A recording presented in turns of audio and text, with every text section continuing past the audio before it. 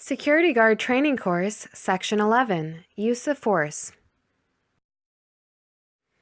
Overview.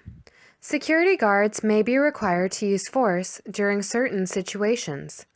Section 25 of the Criminal Code of Canada outlines when force can be used for the protection of people, to prevent the commission of an offense, to defend oneself, to protect a home or property, in all cases if using no more force than is necessary. Summary. As security guards, you have a duty to protect people, property, and personal information.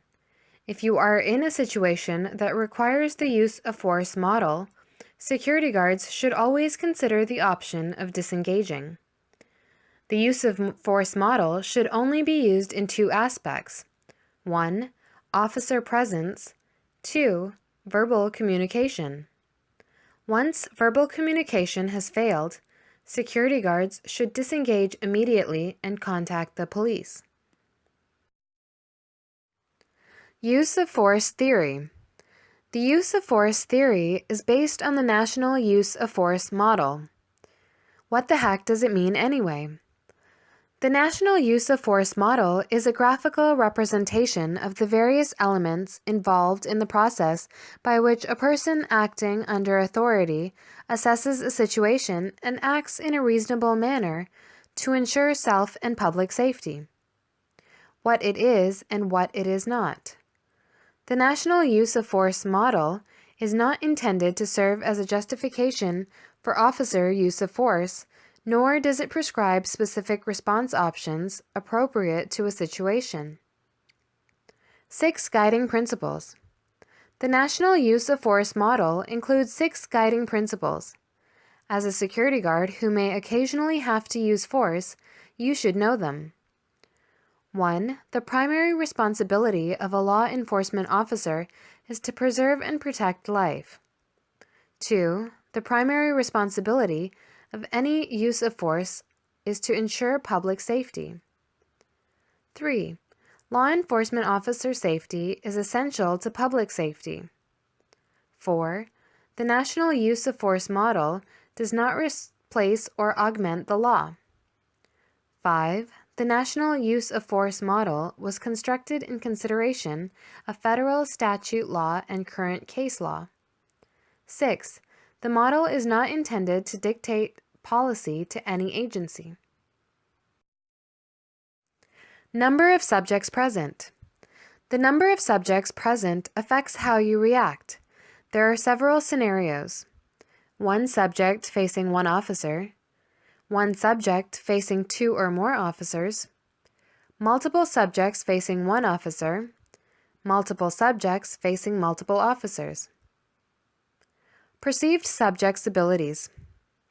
In assessing any situation that may require force, you need to consider the subject's abilities under the present circumstances. Abilities include whether they are under the influence of drugs and/or alcohol, intoxicated versus under the influence, of large physical size, strength, and/or skill, in a balanced emotional state, near to or have access to weapons. Knowledge of the subject. Knowing the subject can be of great advantage. Your decision to use force can be shaped by prior knowledge of the subjects from previous encounters, self and others, previous history, demonstrated ability. Time and distance. When determining the use of force, consider factors such as time and distance. These may not appear to be obvious, but you should consider pressing threat to public safety, the availability of cover, imminent arrival of other officers, ability to increase the distance between officer and subject, seriousness of the situation, must you act immediately, can you create more time and distance, escape routes. Potential signs of attack. Potential signs of attack will influence the situation and come to bear on how and when you choose to use force. These include conspicuously ignoring the officer, repetitive questioning, cautionary verbal communication, emotional venting, aggressive verbalization, refusing to comply with a lawful request, seizing all movement or pacing, invasion of personal space, adopting an aggressive stance, hiding. Subject behaviors. The situation wheel takes into consideration the environmental factors: cooperative, resistant passive, resistant active, assaultive, serious bodily harm and/or death, perceptions and tactical considerations. Perception, officer beliefs, factors. These are limited to what you, as the security guard, believe. They are the result of your assessment of the situation before you. Strength and overall fitness, personal experience, skill, ability, training, fears, gender and size, fatigue and injury, critical incident stress symptoms, cultural background. Tactical consideration. Tactical considerations are the logical factors that you should be measuring carefully before you apply force to any situation. They are disengage in consequences, officer appearance, uniform and equipment, number of officers, availability of backup, availability of cover. Officer response options. Your responses should escalate from least threatening to more forceful.